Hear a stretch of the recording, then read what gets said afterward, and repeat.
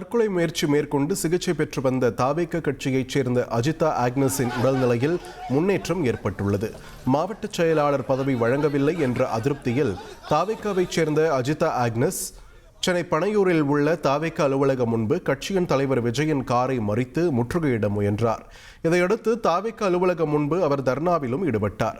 இந்நிலையில் திமுக கைக்கூலி என அஜிதா ஆக்னஸ் குறித்து சமூக வலைதளங்களில் அவதூறு பரப்பியதாக கூறப்படுகிறது. இதனால் மனமுடைந்த அஜிதா தூக்க மாத்திரைகளை சாப்பிட்டு தற்கொலை முயற்சி செய்ததாக கூறப்பட்டது.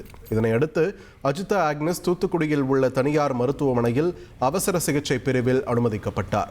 அவருக்கு தீவிர சிகிச்சை அளிக்கப்பட்டு வந்த நிலையில் தற்போது அஜிதாவின் உடல்நிலையில் முன்னேற்றம் ஏற்பட்டுள்ளது.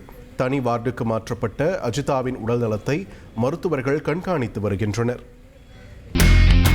இனி செல்லும் இடமெல்லாம் செய்தி.